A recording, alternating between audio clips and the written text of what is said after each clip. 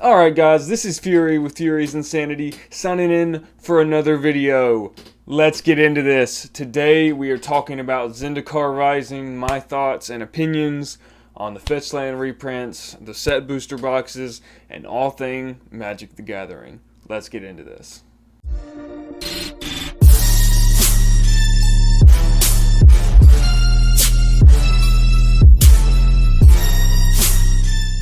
Alright guys, before we get into this video, I want to talk to you guys about a couple things I'm doing with the channel and personal projects as well. If you enjoy the channel and would like to support my content, please leave a like, comment, and a subscribe. Just so you guys know, eventually I will be opening up a little store for my 3D printer. I'm going to use this as a way to kind of support myself, do a little bit of side work because I love 3D printing. It's a hobby of mine. I'm actually working on an entire board game right now, so I will love to show you guys that in the future once I get closer to the finishing of it. I'm remodeling a few things right now. But as you guys can see in front of you, I made a little dice tray / display holder for Commander for my personal use, since I am a avid player of Magic the Gathering on Arena and in real life. And I can do the same thing for you. So if any of you want something cool to add to your collection and want to support me in the channel, what I'm doing, let me know. You can contact me on my Instagram, Xbox, or Twitch. All of those are right here on this video. They're also in the description below. But without further ado, let's get into this video. Alright guys, so before I start with some of the negative parts of this, I do want to say I am extremely excited for Zenikar Rising. Omnath, oh my god. One, this art and the collector's art version of this are probably my new favorite art in all of Magic. Secondly, I'm so glad that they're continuing with the theme. 1 color, 2 color, 3 color, 4 color. Hope to God the next one's 5 color. That would be fucking amazing, and I cannot wait to see the art that it would be. There's plenty of power in this set. I'm not going to spoil all of the cards. You guys can go look at that. There's plenty of videos out there covering the spoilers. I might cover a few of them and maybe a potential commander or two that I would like to do with it. But I'm going to stick to the basics here, try to keep this video short since it's the first time I'm doing something like this. Something that I don't want to spend a whole lot of time on, but I really want to address, is the Fetchlands situation. I'm glad that there are going to be Fetchlands technically in this set, but they're only available in the collector boosters, other than the box topper. And you don't have a chance for a foil box topper. The average price of these Fetchlands is going to be more expensive than the originals because they're going to be extended and different art. They're going to be foil. They're going to be special. It's not really going to lower the price of the originals because there's not going to be a lot in the marketplace. They're treasure cards. The only way to consistently get them is the collector's boosters, and they've already said the average is going to be 2 of these box topper or treasure cards. And then there's a pool of 30 of them. Only 10 of them are Fetchlands. So your chance of getting one is 1 in 3, and then you can only get 2. So you might get 1 per box, theoretically. You have a 1 in 3 chance for your box topper to be 1. It's not enough, Wizards. It's really, really not. Because I don't play Modern because I can't afford it. I love Magic. I've been playing Magic since I was 15. I don't have any Fetchlands. I can't afford them. I think I had 1 at one point from opening a Cons booster or a Cons Fat Pack, and I traded it because I didn't know what it was back then. That was when I was 16. I just started. But if I wanted to get into Modern, I don't have the money to spend $400, $500 on this. I've got bills. I've got things I want to do and pay for.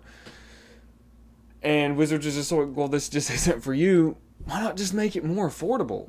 With the whole collector's box thing, that has helped Standard a lot to be more affordable for the most part. Obviously, there are still cards, for instance, Uro, who's still $45.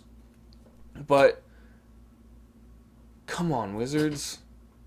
And you know that if they're doing it right here, they're not going to do it again. They're not going to do it anytime soon. I might be completely wrong. They might do another Master set, or they could do it in Commander Legends, but they're not going to because they've already revealed the land. You get what I'm saying? It's just not enough. They need to do more. They need to listen to their fan base. Like, they could have had them in the normal boosters and said that they're not standard legal. That sounds stupid, but they can do whatever they want. They control the game. So We just need to speak up and talk about this because it's really getting on my nerves. Alright, to get that rant out of the way, I had a lot more I wanted to say, but it's not worth it. Almost every person that talks about this covers that topic. I want to get my opinion out there because it's very important to make Magic more affordable, because that's my main thing right now. My main gripe with Wizards is Magic is not affordable at all right now. There's 3 different sets coming out for Zendikar. The set booster, the draft pack, and the collector booster. 3 completely different things. Alright? So for somebody that wants a little bit, like a collector's booster has more value in it, but why is it $25? If you're going to make that $25, why not make the normal boosters less expensive? The set booster packs are going to be more expensive than the draft booster packs.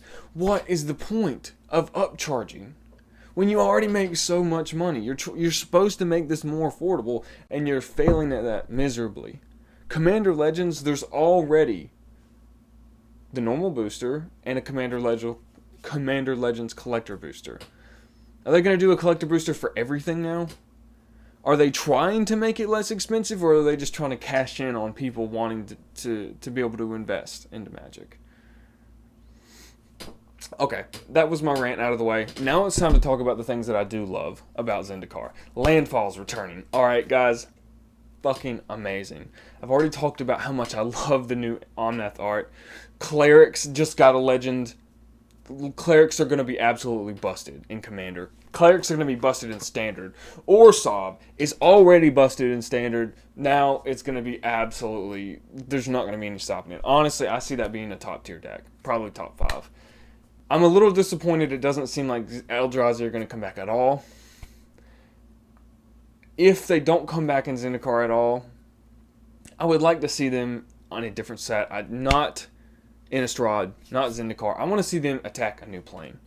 I think that would be awesome. There are ways to make it bearable again. I mean, look at the current power level of Standard. It's almost unbearable as it is. Eldrazi, honestly, would fit in that really well. But, to each their own. Alright. Another thing I want to talk about is MTG Arena.